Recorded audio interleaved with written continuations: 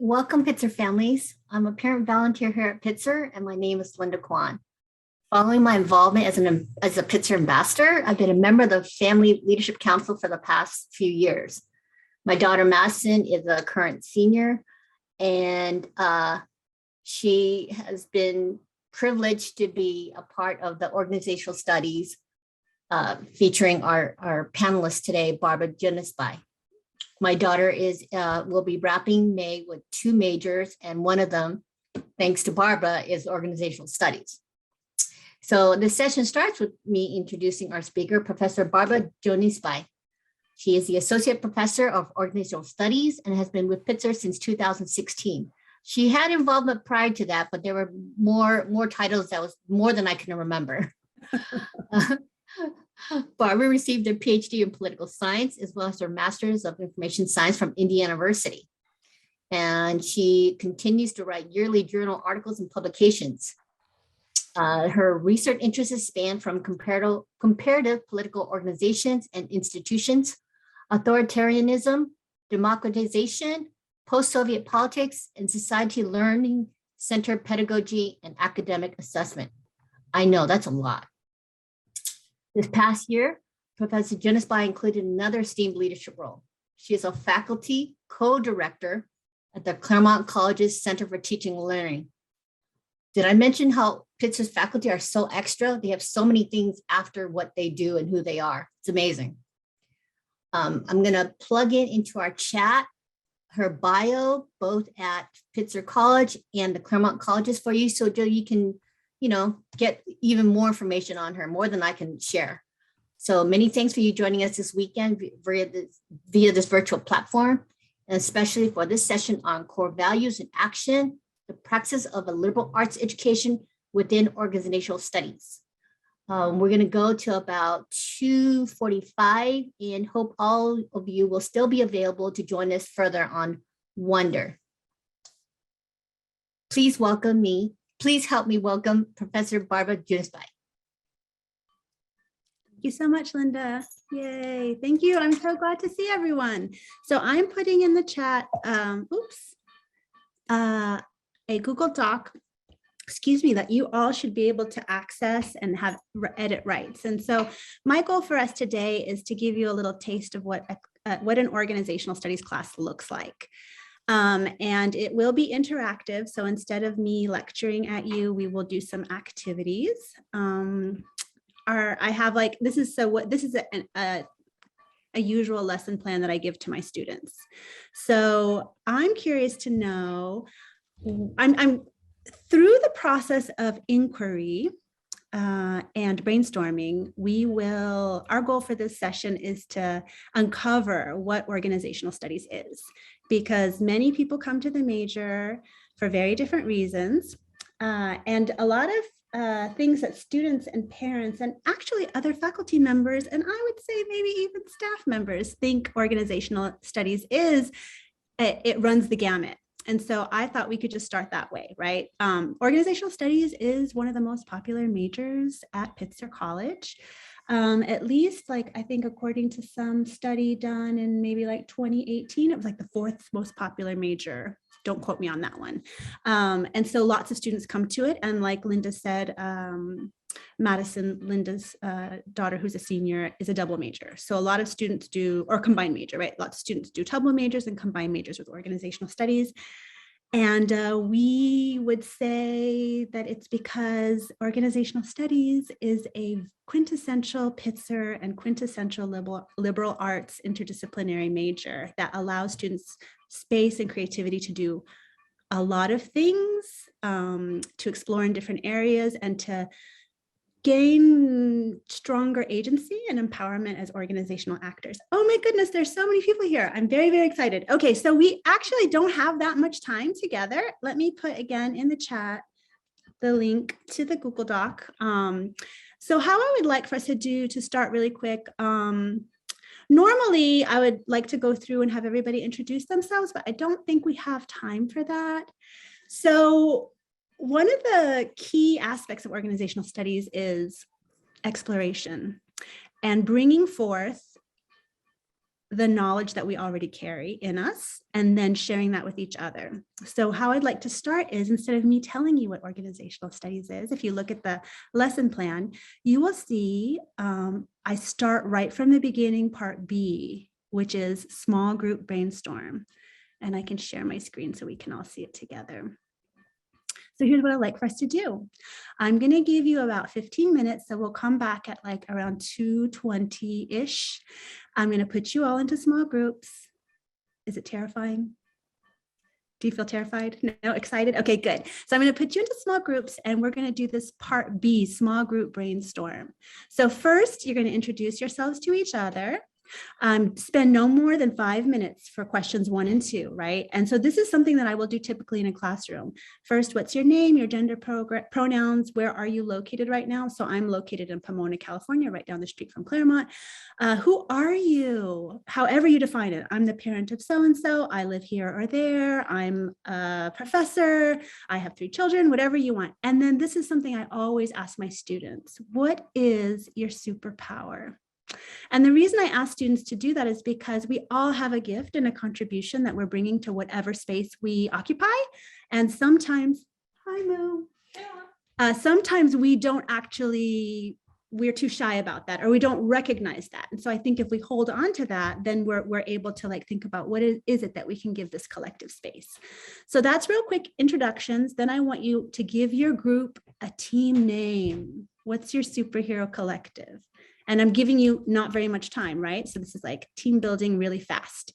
I want you to put those things, your names, in your box. So if you're going to be team 1, your names go down here, and then here's your team name. But the meaty part of what we're doing is part 4. Let's call from our collective expertise and experience. So based solely on what you may know and what you may sense, what the heck is organizational studies? And what makes it valuable or useful? This is a question that I ask my students at the end of org theory, which is an introductory class that everybody has to take. So we go through the whole semester and I ask them this question. I'm asking you right now and right here, right? So I just am curious to know what you think organizational studies is. And once we go through that, this group exercise, then we're going to go back. You're going to actually type your stuff in this document. If you have any trouble, you just shout me out and I'll come in and help you. And then we're going to do a class debrief. And then on the very last page, a little cheaty cheat, right, is that I've put in what organizational studies students have had said to this very question. But I don't want you to look at it because we're going to do a comparison between what you all think org studies is and what our students think org studies is. And then you can see like the difference in the responses. So I hope that you think this is an interesting and exciting activity. I think it's an interesting and exciting activity because look at all these wonderful people here. There's so many of us and we all have something really valuable to bring to this space. And also it might be nice to just like connect with each other, right? I mean, some of you know each other and some of you might not know each other. So also part of an organizational studies classroom space is about connecting students together so that they see each other as resources, and breaking down who owns knowledge, right? We all come with knowledge. Okay, so, all right, so how many are we? 1, 2, 3, 4, 5, 6, 7, 8, 9, 10, 11, 12, 13, 14, 15, 16, not including me. So that would be 4 groups of 4. Yes, I think. Now 17. Now 17. All right, so four groups of 4-ish, 5-ish. Yeah? Okay, all right, so I'm gonna go ahead and I'm gonna, oh, can I do that? I can't make breakout rooms, can I? Do I have that permission?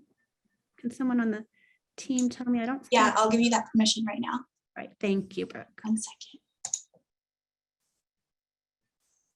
Oh, Jenna, you might have to do it because, or Kamale, your host.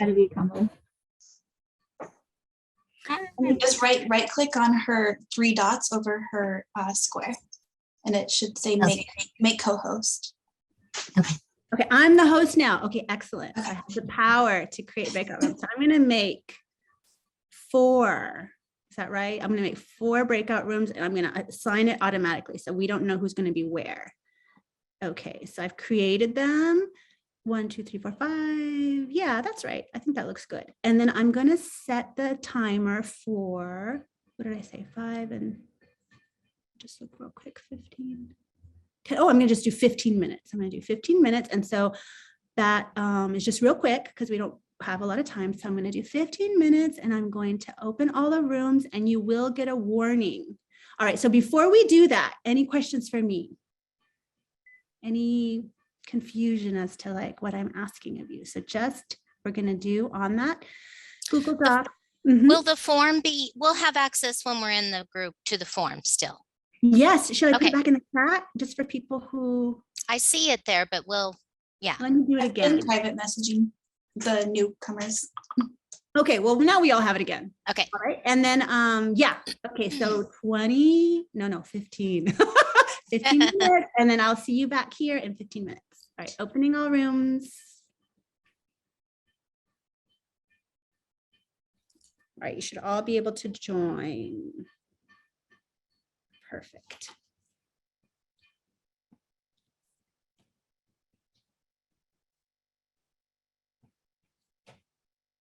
Oh, Suzanne is unassigned. Suzanne, can you hear me? 1, 2, 3, 4. I'm going to assign you to. Okay, Ricky, that's fine. Thank you so much. Hi, Ricky. It's good to see you. So I've got some unassigned. Pam and Suzanne, can you hear me?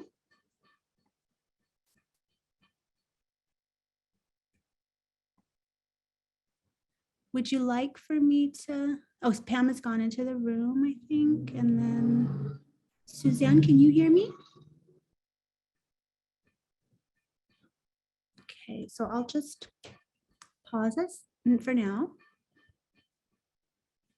Is there a way to pause the recording? I'm going to pause the recording. This answer, oh, that's what it, and then I deleted them so that it wouldn't be like Barbara's monitoring. But oh, I need to turn the recording back. Oh, it's back on. Yeah, okay. All right, wonderful. So let's just take a moment and appreciate the amazing responses that everybody had. So here are the responses. And I also forgot to say one thing I'd written in the instructions is that, there's not a right answer. There's not a wrong answer. This is brainstorming. It's messy and it's imperfect. And that's what we're seeking, right? We're just like brainstorming ideas. But then in the end, your answers, of course, are amazing. So just a quick recap, everyone can take a look. So group number 1 is George, Anita, Pam, and Mickey, class of 2025 superstar parents. What is organizational studies and what makes it valuable? It's the practical and theoretical study of collectives with an eye towards making substantial change in the world, thinking about efficiency, distribution of resources, satisfaction, and the value of the individual within the organization. What so much packed into those 3 sentences. Team number 2, Linda, Jill, and Kamale. Your team is feeling positive. It's this organizational studies is a study of human coalitions working individually and collectively to help an organization succeed. Studying organizations as organisms. That's actually one of the metaphors that we use in organizational studies. An organization is successful when it responds to its environment and also helps shape that environment in positive ways. And the effects of growth and change on an organization's objectives and the people within it. Also an amazing answer with 3 really important points. Group 3, the Go Girls, Brooke, Amanda, Betty, and Fan. Organizational studies is the structure of organizations, the way organizations are formed. Yes, organizations are born. How are they formed? Figuring out and understanding different communication skills. So that's one thing we do a lot in class. Building on each other, right? Yes, building on each other's strengths and helping each other grow. Yes, need to know how things are structured and how to know how to run smoothly. And organizational studies is a valuable tool for change. Actually, that's my favorite answer. And that's kind of one of the themes that you'll see in the students' responses. Micah, Slavika, and Jenna, the mighty sage hens. Organizational studies is collective versus individual, how groups structure formally, life balance. Our students are so interested in that. Organization and life balance, how things fit into place together. And what is the definition of value? Oh, the value of it is utilizing best practices and experiences to unite a common goal. All right, you all know what organizational studies is. There's no need to to take any classes. You bring a lot to the table. So my question to you is, first of all, I guess there's two questions. Like, do you see any patterns across your answers? And what was the process like? Was it frustrating? Was it fun? Those are my two questions for the group. And we have to end at 2:30, so maybe we'll just spend a couple of minutes on this. So everything is sort of smashed together, but this is basically what an org studies class would look like if we had 75 minutes or 3 hours together. I'll just say it was, and having to say your superpower made it easier to name your team. It's almost like it gives you a little direction, even though you wouldn't think of that in normal circumstances. Thank you, Jill. Process, patterns. What do you feel, see? What was it like? Frustrations. Organizations can be frustrating. We're an organization. We didn't necessarily know each other. Linda, I think you might be making some dinging noises. Thank you. I just for muting, just somebody muted you or you muted yourself. So, you know, like we're an organization, we're a spontaneous organization that was formed. So how do we communicate with each other? How do we build trust and teamwork and come up with an answer and give everybody space to talk and feel included? And I only gave you 15 minutes. So any other comments about your process, frustrations, appreciations, or patterns that you see across the answers? It's family weekend, so family weekend. So I appreciated knowing other people in the group. We all have freshmen, so it was just nice to have that immediate commonality. I'm thinking that, well, our kids probably know each other, and it was nice. Yeah. So you did some team building on your own, right? Based on your own the affinity that you have through your children, through your students. Yeah. So finding a common basis for building a structure is also really important. So my way of doing it was like, what's your superpower? But it could be any other thing, like your children or where you're from or what you do, what's your job, what your interests are. I was grateful that we had an English professor on our team who, no problem, just easily writing out very nice sentences. I'm like, great. Somebody who has an area of expertise that's different, but overlapping from what the rest of us do. Yeah. And that's also like being able to recognize that very quickly, like who can do what. Not everybody's contribution has to be exactly the same. So someone might be a synthesizer, someone might be a motivator, right? People can play different kinds of roles in organizations. How about one more thing?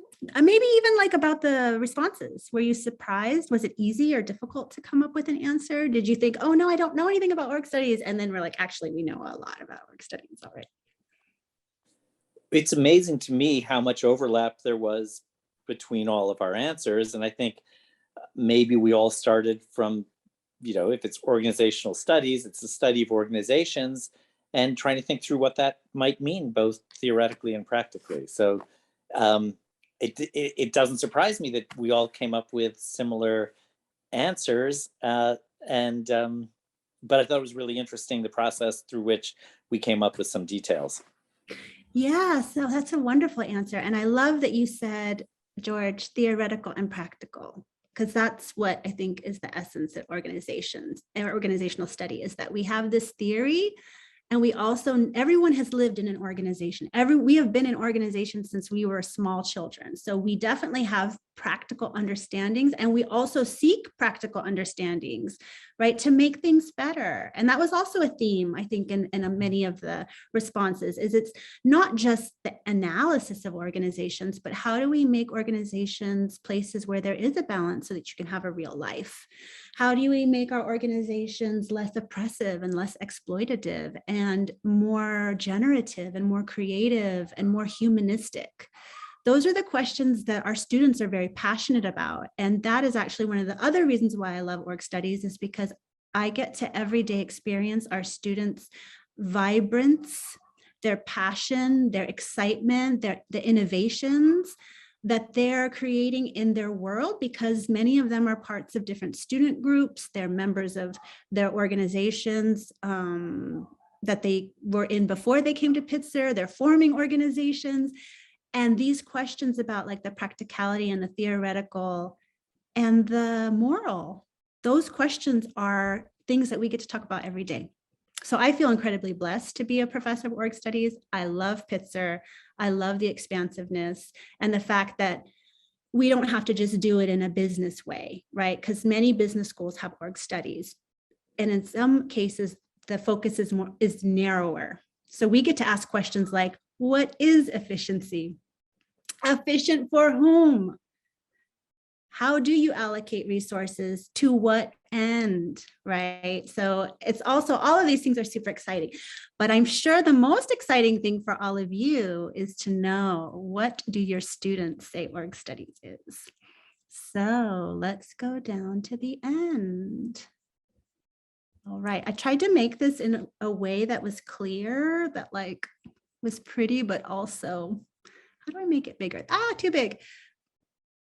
Clear and easy to read. So there's a lot of words. There's more words in their answers than there are in your answers.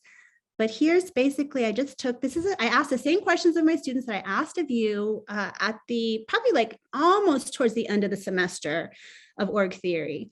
And this is what they wrote. So maybe we can just take a minute and read through, or should I read them out loud? Organizational studies has helped me see the beauty in organizations that I wasn't able to see before. Before this class, from my view, organizations always seem to do more harm than good. And it was hard for me to conceptualize change within an organizational context as anything but anti one thing or another. This perspective is limiting for transformative change. After this class, I'm more able to see the inherent value that can exist in organizations and the roles individuals occupy in organizations, as well as the value of my role as an organizational change agent. How about organizational studies has helped me to look at organizations not as large abstract entities, but as groups of people working together that are driven by their own interests and visions and biases, right? So there's always a political aspect to organizations. Different organizational theories have helped me break down and make sense of the world, and the different org studies lenses are a reminder that this is an active and ongoing process. Org studies is important because as humans, we function mainly within organizations. It's important to reflect upon the role that these orgs play in our lives, as well as the impact that we have on them. Personally, I found that reflecting on my organizational values and self-conception, one of our assignments, really helped me understand how certain organizations have so much agency in what I do and the decisions I make. It's also important to acknowledge the external factors that affect organizations, such as politics and capitalism. These understandings can help us reimagine new organizations that might better meet our individual needs, but also to challenge our current organizations. And then how about the last one I'll read? Organizational studies helps me see how humans can shape and are shaped by the organizations they're a part of. It's helped me see large organizations as something that are very human instead of a large abstract entity that we have no control over. It's important because the world is full of organizations and they are the vessels through which we instigate change and foster connection. That is so beautiful. It helps me reimagine what a successful organization is and how we can achieve that type of organization. So I gave them individually in class about 10 minutes to write their answers down. And everybody, in a class of 40, there were many, many different kinds of answers. Oops, is that me making that noise? Let me turn off my thing. There were many different types of answers, but a lot of them had the same things in common, which are myself as a change agent, thinking about how to improve organizations, and reimagining organizations, which I think are some kinds of themes that you already came to, right? That you would share in common with the students. All right, we're running out of time, so maybe we could just do like a couple of appreciations or noticing things about the students' responses just real quick. And then I would like to ask you, I guess I'll open up to questions for you that you might have of me, or about like what org studies, anything about org studies, or like one common question that parents ask is, what can my child do with a major in org studies? But first, like maybe some shout outs to our students, right? These are our amazing students creating these amazing responses to a deceptively simple question.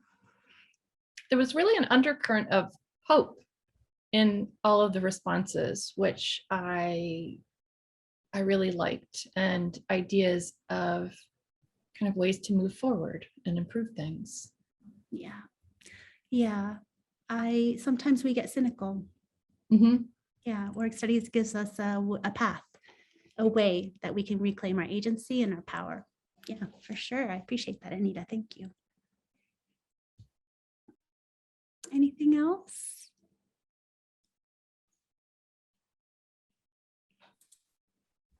Barbara, Yes, Linda. you have that new role with Claremont Colleges. Can you expand on that a little bit?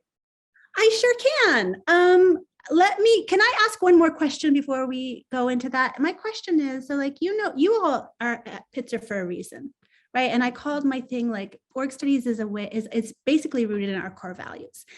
For me, one of the core values is this idea of praxis, which is we practice something, we have a theory, we apply that theory to the world, we practice it. And through the practice, we reflect on it, we change it, we improve it. That feeds back into theory development. So it's kind of like, well, in org studies, we call it like double loop learning, but it could also be like continuous improvement or some kind of loop, learning loop. One of Pitzer's core value is this social responsibility praxis, right? It's not just thinking about things, but actually like doing them. And so my question to you, just real quick, how might praxis, like this way of teaching, this way of engaging in the classroom, like me, instead of me lecturing, but you praxising, right, your own relationships with each other and figuring out the answer. What value might that have for your students? Not just as students, but in the world as change agents and actors, right? And future, leaders in various capacities. Why might that be important for them to engage in learning in this way? George, you have your hand up? Well, to me, the word you used is leadership. It allows them not just to mold themselves in a kind of career-ready major to whatever organization they might happen to join as an employee, but to be there as critical leaders who know how to function with other people, but also with a vision of positive change to exercise leadership in wherever whether it's a large organization, a small organization, or even a solo business, having that deep commitment to making positive change. And I mean, I think it's amazing what you're doing, and I really appreciate it. Oh, thank you so much. I couldn't have said it better. Yes, wonderful. Any other responses? Pam? Oh, sure. To me, it feels like a practical application if you, on the level of being in a graduate program. And I'm thinking their students, they're freshmen. And then I think it's one of the benefits of Pitzer is that it's a small group, and it affords you to be able to do this and to have that I'm just looking at the student ratio to professor, it's a great ratio. I'm just amazed. So it's a compliment to you all. Yeah. Thank you so much, Pam. Yeah, they get to practice the difficult things that they will be doing in the future, in the classroom, in college, with each other, in a safe space where they get to try out these innovations in ways that is a very supportive environment for them and for them to develop their visions. And Fan said it helps them with their critical thinking skills and taking ownership. Yeah, ownership and responsibility. I think that's super important. Sometimes we say, well, I'm not the boss, or I'm not the one in charge. I don't like how things are, but I don't have control over it. And org studies says, actually, everybody has some ownership. And then we give you the tools to use that and develop it in your own way. All right, 1 minute left where they feel comfortable. Exactly. And that's so important. Students today, everybody said students today are afraid of being less than perfect. They have struggled to get where they are, and they have very high standards for themselves. And one of the things I try really hard to do is to break down, that's why we do activities like this. And I say, it's messy. There'll be spelling mistakes. Don't worry about those things. Just dive in. Don't think I already have to know the answer. The whole purpose of inquiry is to get to the answer together in a place that you can fail and yay, fail, please fail. That's how you learn things. Yeah, so then I guess that, yes, it's a very safe place to be inquisitive, which I'll go really quickly into the answer because I know we need to leave. The answer to Linda's question about the Center for Teaching and Learning. So I love pedagogy. I love Pitzer because I get to focus on teaching, and I have learned so much since 2016 when I started. The kind of teacher that I was in my first semester is very different than the kind of teacher that I am now. I myself have firsthand experience with that kind of empowerment in the development of my own teaching and my leadership style in the classroom. So I find myself to be a leader, to be a cookie cut kind of leader of what someone might think is a leader or what maybe I might have thought was a leader wouldn't be authentic to me.